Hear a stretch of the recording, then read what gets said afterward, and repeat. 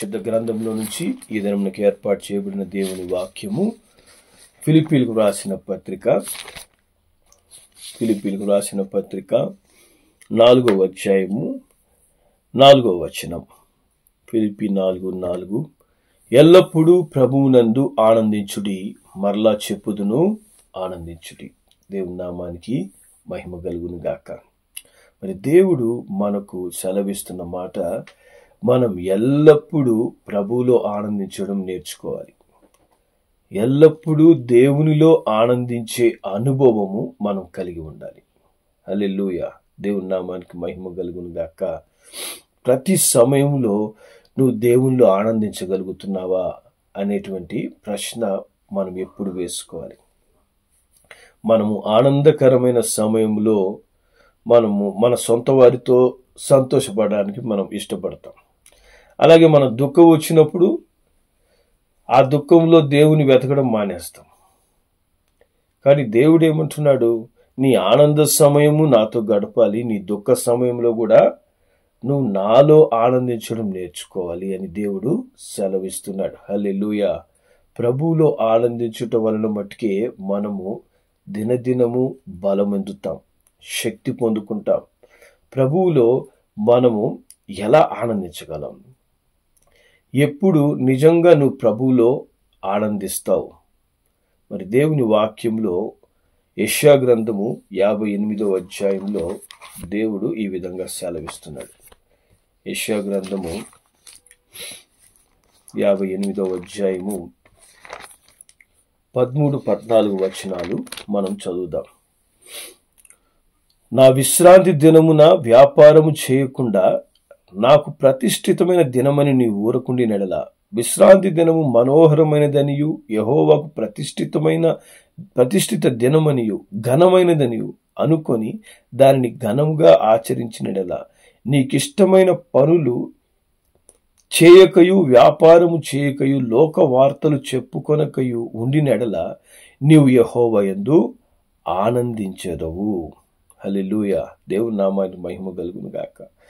దేవునిలో మనము ఆనందించాలి అంటే ముందుగా దేవునిలో ఆనందించనీయకుండా నీకు అడ్డుగా ఉన్న ప్రతి క్రియను నువ్వు దూరం పరుచుకోవాలి. అదే ఇక్కడ ఈ వాక్యం మనకు తెలియజేస్తుంది. దేవునిలో నువ్వు ఆనందించనీయకుండా, అన్ని సమయాల్లో నువ్వు దేవునిలో సంతోషించనీయకుండా ఏ పరిస్థితి నిన్ను అడ్డుపరుస్తుంది, ఆటంకపరుస్తుంది. ఒక్కొక్కరికి ఒక్కొక్క శోధన లేదా ఒక బలహీనత, కొన్ని పరిస్థితులు, కొంతమంది వ్యక్తులు మనల్ని ప్రభువులో ఆనందించనీయకుండా ఆటంకపరుస్తుంటారు, ఆటంకం కలిగిస్తూ ఉంటాయి. అందుకే దేవుడు ఇక్కడ అంటున్నాడు, వ్యాపారము చేయకుండా నీవు ఊరకుండినెడల. వ్యాపారం చేయకుండా అంటే ఒక వ్యాపారం చేయడమే మట్టుకు కాదు. లోకపరమైనటువంటి ఏ పనులు మనం చేస్తున్నా కూడా ఆ పనులు మనము దేవునిలో ఆనందించనీయకుండా నిన్ను ఆటంకపరుస్తున్నాయంటే, దేవునిలో సంతోషించనీయకుండా నిన్ను అడ్డుపరుస్తున్నాయంటే, ఆ పనులు నువ్వు మొట్టమొదట పక్కన పెట్టి దేవునిలో ఆనందించడానికి ప్రాక్టీస్ చేయాలి. హల్లెలూయా. దేవుని నామానికి మహిమ కలుగును గాక. కొంతమంది పనులలోనే, విస్తారమైన పనులలో బిజీ అయిపోతుంటారు. అందుకే యేసయ్య అంటాడు, మార్తా మార్తా, నువ్వు విస్తారమైన పనులలో వెళ్ళిపోతున్నావు, మరియా శ్రేష్టమైనది కోరుకుంది అని చెప్తాడు. శ్రేష్టమైనది నీకు కావాల్సింది ఒకటే, అది మరియా ఎన్నుకునింది, అది దేవుని పాదాల యొద్ద కూర్చోవడం. కాబట్టి విస్తారమైన పనులు, మనం ఇంట్లో కూడా మనం విస్తారమైన పనులలో ఉండిపోతుంటాం. పాపం మార్త యేసయ్య ఇంట్లో ఉన్నా కూడా ఆమె విస్తారమైన పనులు ఆమెకు దేవునిలో ఆనందించనీయకుండా చేస్తున్నాయి. కాబట్టి ఇంట్లో కూడా మనము దేవునిలో ఆనందించనీయకుండా మన పనులలో మనం నిమగ్నమైపోతాం. మన ఉద్యోగంలో కూడా దేవునిలో ఆనందించనీయకుండా అధికంగా ఆ ఉద్యోగంలో మనం ఉండిపోతాం. మన చదువులు కావచ్చు, మన పరిస్థితులు కావచ్చు, ఏదైతే నువ్వు ప్రభువుని ధ్యానించనీయకుండా ఆటంకపరుస్తుందో వాటిని మనం కొద్దిగా పక్కన పెట్టి మనం ఏం చేయాలి? ఊరకుండాలంటాం. అది చెయ్యకుండా నువ్వు ఊరకుండాలి, ఆగాలి. ఈ యొక్క బిజీ లైఫ్లో నేను దేవుల్లో ఆనందించగలుగుతున్నానా అనేది ఒక ప్రశ్న మనం వేసుకోవాలి.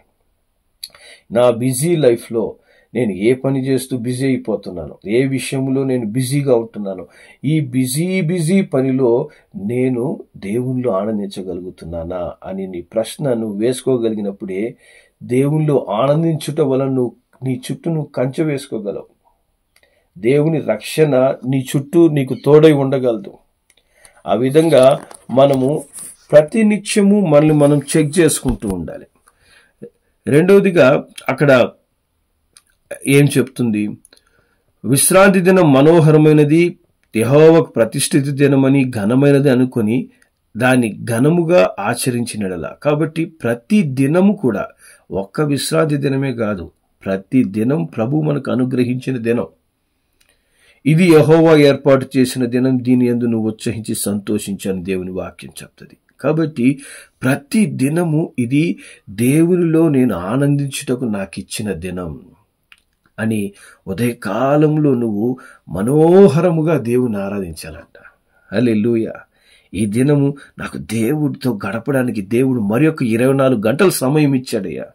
ఈ 24 గంటల సమయంలో నేను ప్రభువులో ఆనందిస్తూ నేను ప్రతి పని చేస్తాను అంటూ నువ్వు మనోహరమైనదిగా ఘనమైనదిగా నువ్వు దాన్ని ఆచరించడం నేర్చుకోవాలి.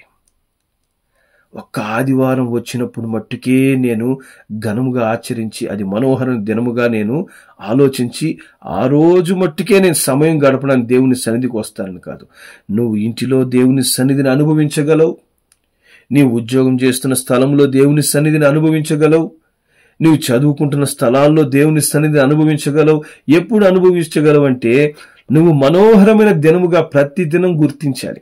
దేవునిలో ఆనందించడానికే దేవుడు ఈ దినాన్ని నాకు ఇచ్చాడు. ఆయన ఇమ్మానుయేలు దేవుడు అనగా నేను ఎప్పుడు ఎక్కడ ఉన్నా కూడా నాతో ఆయన ఉంటాడు, ఆయన సన్నిధి నాకు తోడై ఉంటది, నేను ప్రభువులో ఆనందిస్తాను, ప్రభువులో ఆనందించగలను అనేటువంటి నిశ్చయత, నమ్మకం, ఆ నిరీక్షణ మనలో ఉన్నప్పుడు ప్రతి దినాన్ని మనము మనోహరమైనదిగా దేవుణ్ణి ఘనపరుచుటకు దేవుడిచ్చిన ఘనమైన దినముగా మనం నమ్ముతాం. అప్పుడు ఘనముగా దేవునిలో ఆనందిస్తూ మనం ఆచరిస్తామంట. హల్లెలూయా. అలాగే తర్వాతగా చెప్తుంది, నీకు ఇష్టమైన పనులు చేయకయు. ఇది కూడా మనకు ఒక ఆటంకం.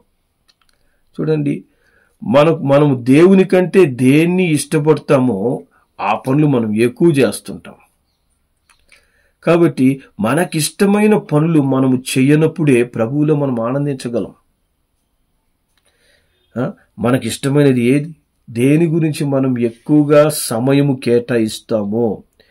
కొంతమందికి మరి వారి ఆలోచనలే వారికి ఇష్టం, కొంతమందికి అందరితో మాట్లాడుతూ ఉండడమే వాళ్ళకిష్టం. ఎవరు దొరకకపోతే ఇంకా ఏం చేస్తుంటారు, మనుషులు కనపడలేదని ఫోన్లు చేసి మరి వాళ్ళని నిద్రలేపి వాళ్ళతో మాట్లాడుతుంటారు. అంటే వాళ్ళకి ఇష్టం అనమాట, ఎవరితో ఒకరితో మాట్లాడుతూ ఉండాలి. ఇట్లా కొంతమందికి ఏంటి, ఆటలు ఆడడం ఇష్టం. కొంతమందికి ఏంటంటే ఇతరులు గొడవలు పడుతుంటే, ఇతరులు బాధపడుతుంటే చూసి ఆనందించడం ఇష్టం. వాళ్ళు ఏం చేస్తుంటారు, వాళ్ళు గొడవలు పడుతుంటే చూసి అబ్బా చాలా చక్కగా గొడవలు పడుతున్నాయి వాటిని ఇష్టంగా వింటారు. విని ఆ విషయాలు పక్కన వాళ్ళకి తెలియపరుస్తుంటారు. ఎందుకంటే వీళ్ళకి అట్ట చేయడం ఇష్టం అన్నమాట. ఈ విధంగా ఒక్కొక్కరికి కొన్ని ఇష్టాలు ఉంటాయి. అవి చాలా చెడ్డ ఇష్టాలు, మంచి ఇష్టాలు కాదు. అందుకే దేవుడు అంటున్నాడు, అటువంటి నీకు ఇష్టమైన పనులు నువ్వు చేయడం ఆపేసి, నీకు ఇష్టం లేని పనులు ఉంటాయి చూసారా. ఏంటి మనకి ఇష్టం లేని పని? ప్రార్థన చేయడం మనకి ఇష్టం ఉండదు కదా. రెండోదిగా మనకేమి ఇష్టం లేదు, బైబిల్ చదవాలంటే మనకి ఇష్టం ఉండదు. మనం దేవుని స్తుతించాలంటే మనకు నోర్లు తెరుచుకోవు కదా. ఇలాంటివన్నీ దేవుని పనులు అంటే మనకి ఇష్టం ఉండదు. ఒకరు మేలు చేయాలంటే మనకి ఇష్టం ఉండదు. ఇట్లాంటివి మనకి ఇష్టం లేని పనులు ఉంటాయి. మంచి పనులు చేయాలంటే చాలా మందికి ఇష్టం ఉండదు. చెడ్డ పనులు చేయాలన్నా, చెడుగా ఆలోచించాలన్నా చాలా ఇష్టపడతారు. ఒకరి నాశనాన్ని కోరుకోవాలంటే చాలా ఇష్టంగా కోరుకుంటారు. ఒకరి జీవితం పాడు చేయాలంటే చాలా ఇష్టపడుతుంటాడు మనిషి. దేవుడు అంటున్నాడు, నీకు ఇష్టం లేని పనులు నువ్వు చేయగలిగితేనే నాలో నువ్వు ఆనందిస్తావు. హల్లెలూయా.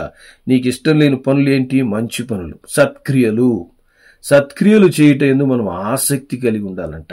ముఖ్యంగా ప్రభువులో మనము గడిపేందుకు, ప్రభు సన్నిధిలో గడిపేందుకు, దేవుని వాక్యం పట్ల మనకు ఆసక్తి, ప్రార్థన పట్ల ఆసక్తి, ప్రభువుని ఎల్లప్పుడూ ఆరాధించుటలో ఆసక్తి, ఇవి మనిషికి ఇష్టం లేని పనులు, కష్టమైన పనులు. ఆ ఇష్టం లేని పనులు నువ్వు చేయాలి. నీకు ఇష్టమైన పనులను చేస్తున్నట్లయితే నువ్వు ప్రభువులో ఆనందించలేవు. కాబట్టి మనకి ఇష్టం లేని పనులు మనం చేయడానికి మనము నిర్ణయం తీసుకొని ప్రభువులో ఆనందించుటకు నేను ప్రభువుకి ఇష్టమైన పని మట్టుకే చేస్తాను. నాకు ఇష్టమైన పనులు నేను పక్కన పెడతాను. ప్రతిరోజు నాకు ఇష్టమైన పనులు నేను పక్కన పెట్టి దేవునిలో ఆనందించడం నేర్చుకుంటాను. హల్లెలూయా. దేవుని నామానికి మహిమ కలుగును గాక. అలాగే లోక వార్తలు చెప్పుకొనకయు ఉండిన ఎడల, హల్లెలూయా, లోక సంబంధమైన విషయాల గురించే ఆసక్తి, లోక సంబంధమైన సంగతుల గురించే మాట్లాడుకోవడం, వాటిని మనం తగ్గించుకోవాలి. లోకంలో ఉన్నది అంతా కూడా పరిశుద్ధత కాదు, అపవిత్రత లోకంలో నింపబడి ఉంది. లోకం గురించి నువ్వు ఎంతవరకు తెలుసుకోవాలో అంతవరకు తెలుసుకుంటే చాలు. లోకంలో ఉన్నదంతయు శరీరాశ, నేత్రాశ, జీవము, డంబం తప్ప ఇక ఏం లేవు. అవి దేవుని నుంచి వచ్చినవి కాదు అని దేవుని వాక్యం స్పష్టంగా చెప్తుంది. కాబట్టి మనము ఈ లోకంలో ఉండి ఈ లోక సంబంధులుగా జీవించకూడదు. నువ్వు ప్రభువులో ఆనందించాలంటే లోకంతో ఉన్న సంబంధాలు తగ్గించుకోవాలి. లోకముతో మనం ఎంత తక్కువగా గడుపుతామో అంతగా మనం దేవునిలో ఆనందిస్తాం. లోకంలో నువ్వు ఏమాత్రం తెలుసుకోవాలి, నీవు జీవితంలో స్థిరపడడానికి చదువుకోవాలి. కాబట్టి చదువుకోండి. ఒక కాలంలో మనం చదువుకున్నాం, దానికి తగినటువంటి మనం లోకంలో బ్రతకాలంటే ఒక ఉద్యోగం కావాలి, ఉద్యోగం తెచ్చుకోండి, ఉద్యోగం చేయండి. లేదు ఒక హౌస్ వైఫ్గా దేవుడు నీకు జీవితాన్ని ఇచ్చాడు, హౌస్ వైఫ్గా ఉండండి. కాబట్టి ఒక్కొక్కరిని దేవుడు ఒక్కొక్క పని నిమిత్తం దేవుడు ఏర్పాటు చేస్తాడు. కాబట్టి లోకములో మనం బ్రతకడానికి ఏ పనులు అవసరమో, ఏది ముఖ్యమో అవి మట్టుకు చేసి ఇంకా లోకంలో ఆనందించడం మనం తగ్గించాలి. అందరూ లోకంలో ఆనందిస్తున్నారు, లోకంలో లోక విషయాలే మాట్లాడుకుంటున్నారు, లోక సంగతులే వాళ్ళు ఆలోచించి దాంట్లో ఆనందిస్తున్నారు. నేనెందుకు లోకంలో దూకకూడదంటే లోకంలో ఉన్న బురదలో మనం మునిగిపోతాం. పాపం అనే మురికి మనం అంటించుకుంటాం. పందులు మరలా తిరిగి బురదలో పడుతూనే ఉంటాయంట. అదేవిధంగా మనము పందులలాగా మనం ఉండకూడదు. మనం తిరిగి ఆ బురదను మనం అంటించుకోకూడదు. లోకములో ఉంటూ మనం పరిశుద్ధులుగా జీవించాలి. లోకములో నువ్వు దేవుని బిడ్డలా జీవించాలి. లోక వార్తలు మనము చెప్పుకొనక మనము దేవుని గురించిన వార్తలు మనం చెప్పుకోవాలి. దేవుని గురించిన విషయాలే మనం మాట్లాడుకోవాలి. నేను కొంతమంది ఇళ్ళకు వెళ్తాను, వాళ్ళ ఇంటికి వెళ్ళినప్పటి నుంచి వాళ్ళు దేవుని మాటలు తప్ప వేరే మాటలు మాట్లాడరు. దేవుని సంగతులే చెప్తుంటారు, దేవుని విషయాలే మాట్లాడతారు. వాళ్ళతో మాట్లాడినప్పుడు నాకు చాలా సంతోషం వేస్తుంది. వాళ్ళ జీవితాల సమస్యలు లేక కాదు, వాళ్ళ జీవితాల్లో కూడా ఎన్నో సమస్యలు ఉంటాయి. కానీ ఇంకా దేవుని విషయాలు వాళ్ళు మాట్లాడి దేవుని విషయాలు తెలుసుకుంటుంటారు. దేవుణ్ణి స్తుతించే విధంగానే వారి మాటలు ఉంటాయి. అట్లా మన మాటలు ఎట్లా ఉంటున్నాయి? మనము ఎంతసేపటికి లోక సంబంధమైన విషయాలే మనం మాట్లాడుకుంటున్నామా? ఈ లోకం కోసం బ్రతికి మనము ప్రభువులో ఆనందించడం మర్చిపోతాం.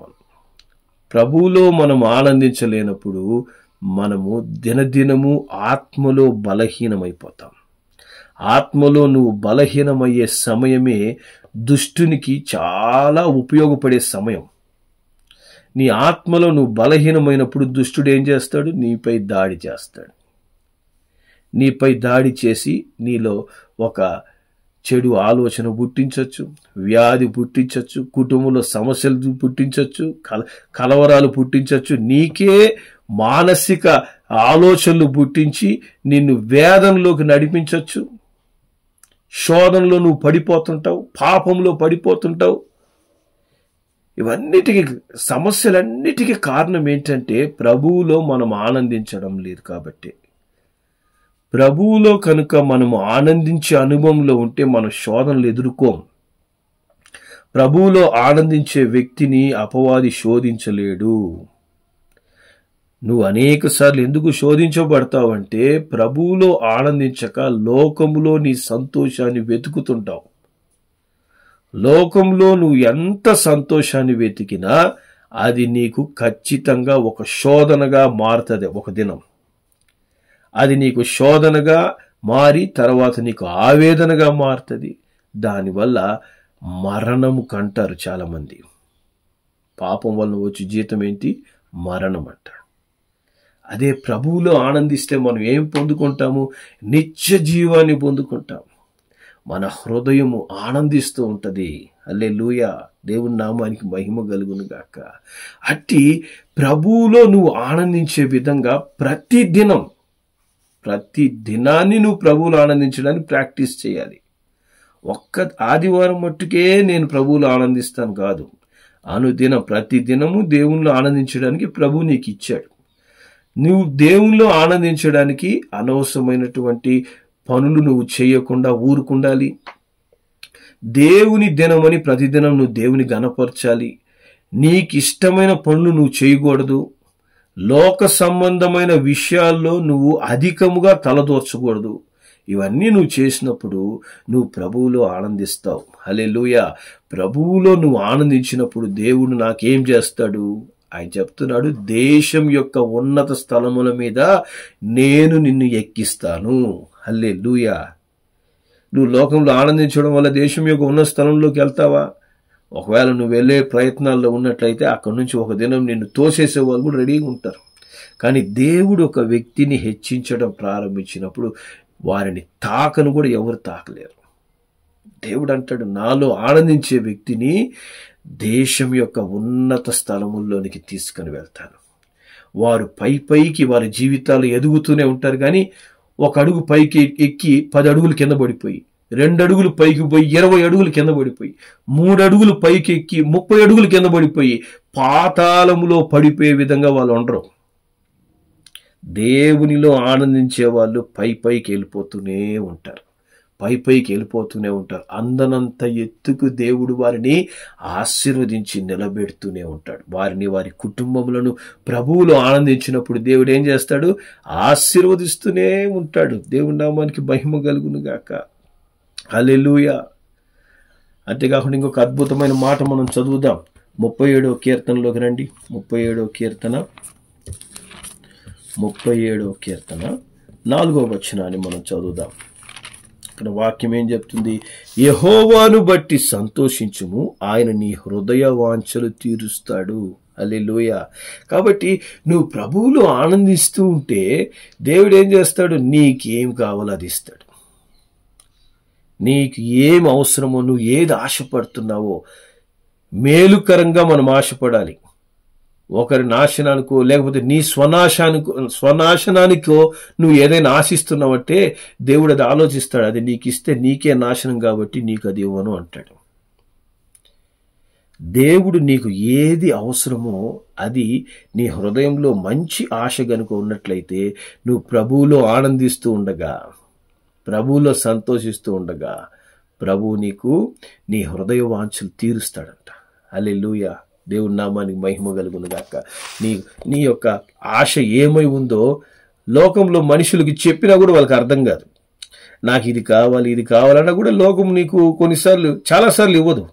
కానీ దేవుడంట, నువ్వు ప్రభువులో ఆనందిస్తూ ఉంటే నా బిడ్డ నా దగ్గర ఆనందిస్తుందే, నా కుమారుడు నా యందు ఆనందిస్తున్నాడు, నన్ను స్తుతిస్తున్నాడు, నన్ను గణపరుస్తున్నాడు, వాక్యానుసారంగా నా యందు భయభక్తులు కలిగి జీవిస్తున్నాడు, తన హృదయంలో ఏ ఆలోచన ఉంది అని మన హృదయాన్ని తాకుతాడు ఆయన. నా బిడ్డ ఇది కోరుకుంటుంది, సర్ప్రైజ్గా ఈ గిఫ్ట్ నేను ఇచ్చేసేస్తాను, అనుకోని విధంగా సడన్ గా ఈ యొక్క బహుమానాన్ని నేను ఆ బిడ్డకి నేను అనుగ్రహిస్తాను అని చెప్పి దేవుడు ఆశ్చర్యకరంగా నీ హృదయ వాంఛను ఎరిగి తీరుస్తాడు ఆయన. అప్పుడు నువ్వు ఆశ్చర్యపోతావు, ఇది నేను దేవుణ్ణి అడగలేదే, నేను ఇది మనసులో నాకు ఇది కావాలనుకుంటా ఉన్నాను, అనుకోకుండా దేవుడు నాకు ఇచ్చేశాడు. హల్లెలూయా. అదే దేవునిలో ఆనందించే వాళ్ళకి దేవుడిచ్చే ఆశీర్వాదాలు. నువ్వు హృదయములు అనుకున్న దాన్ని దేవుడు చూస్తాడు.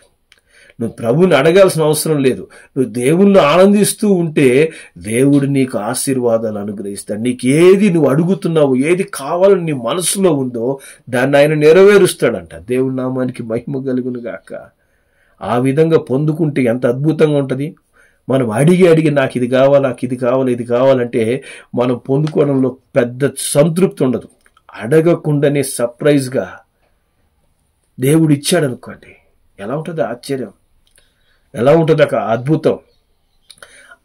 అట్టి అద్భుతాలు ఎవరు పొందుకుంటారంటే దేవునిలో ఆనందించేందుకు నిర్ణయించుకొని ప్రభువులో మట్టుకే సంతోషించేవాళ్ళు. హల్లెలూయా. దేవుని నామానికి మహిమ కలుగును గాక. అలాగే మత్తయి సువార్తలోకి రండి. మత్తయి సువార్త 5వ అధ్యాయం. మత్తయి సువార్త 5వ అధ్యాయము 11-12 వచనాలు మనం చదువుదాం. నా నిమిత్తము జనులు మిమ్మల్ని నిందించి హింసించి మీ మీద అబద్ధముగా చెడ్డ మాటలెల్లా పడుకున్నప్పుడు మీరు ధన్యులు. సంతోషించుడి, ఆనందించుడి, పరలోకమందు మీ ఫలము అధికమగును. హల్లెలూయా. ఒకవేళ మనము దేవుని బిడ్డలుగా జీవిస్తున్నందుకు ఈ లోకంలో మనకు నింద కలుగుతుంది, మనకు అవమానం కలుగుతుంది, మన గురించి చెడ్డ మాటలు లోకం మాట్లాడుతుంది. వెంటనే దేవుని వదిలిపెట్టి వెళ్ళకూడదు. హల్లెలూయా. అప్పుడు కూడా మనం ఏం చేయాలంట? ప్రభువులో ఆనందించాలి, ప్రభువులో సంతోషించాలి. చెడ్డ మాటలు తిడుతున్నారా, నన్ను నిందిస్తున్నారా, నన్ను హింసిస్తున్నారా, నా హృదయాన్ని బాధ పెడుతున్నారా, దేవునిలో ఇంకా నేను సంతోషిస్తాను, ప్రభువులో ఇంకా నేను ఆనందిస్తాను. ఇదే మరలా చెప్పుదును, ఎల్లప్పుడూ ప్రభువులో ఆనందించుడి. హల్లెలూయా. నాకు విరోధంగా నేను దేవుని బిడ్డగా ఉండగా నన్ను నిందిస్తున్నప్పుడు నేను దేవునిలో సంతోషిస్తాను. దేవుళ్ళు మనం ఆనందించినప్పుడు ఏమవుతుందంట? ఈ భూమిలోనే కాదు, పరలోకంలో కూడా మన ఫలం అధికమవుతుంది. పరలోకంలో మనకు ఆశీర్వాదాలు ఎక్కువైపోతాయి. దేవుడు ఘనమైన స్థానాన్ని నీకు అనుగ్రహిస్తాడు ఆయన సన్నిధిలో. హల్లెలూయా.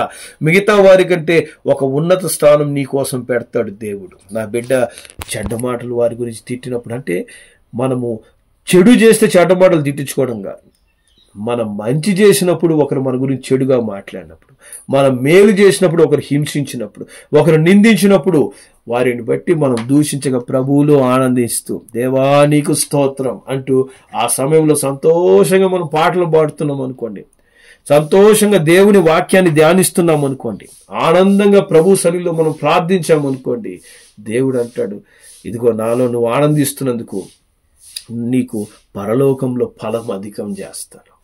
హల్లెలూయా. దేవుని నామానికి మహిమ కలుగును గాక.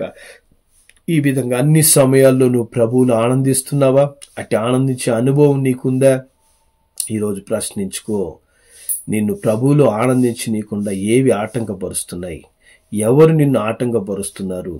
ఏ ఇష్టమైన పనులు, లోక సంబంధమైన విషయాలు దేవునిలో నిన్ను ఆనందించనీయకుండా ఆపివేస్తున్నాయి? వాటన్నిటిని మనం ఏం చేయాలి? పెరికి పక్కన పడేయాలి.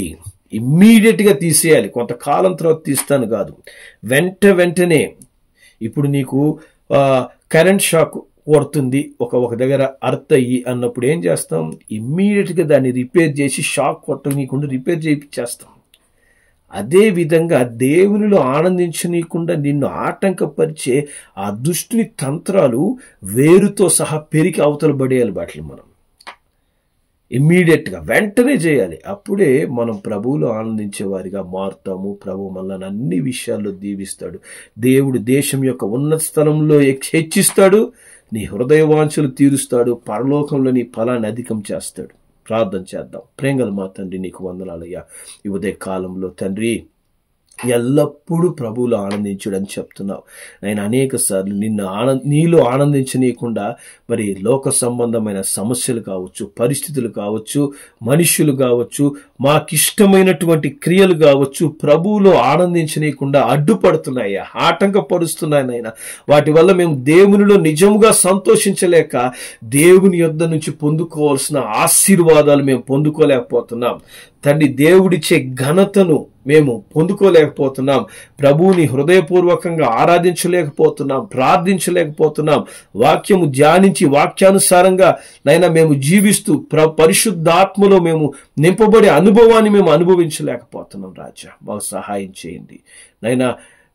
ఏవి ప్రభువుకి మాకు అడ్డుగా ఉన్నాయో అవన్నీ కూడా కూకటి వేర్లతో పెరికి వేసేందుకు మాకు సహాయం చేయండి.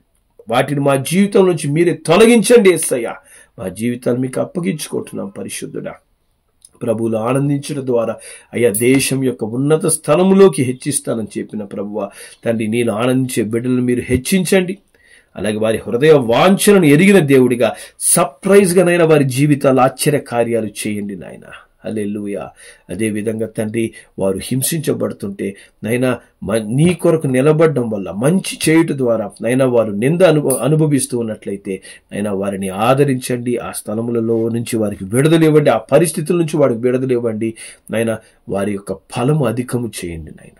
అట్టి కార్యములు అందరి జీవితాలను నెరవేర్చి ఆశీర్వదించి మహిమ పొందమని యేసు నామములో ప్రార్థిస్తున్నాను తండ్రి. ఆమేన్.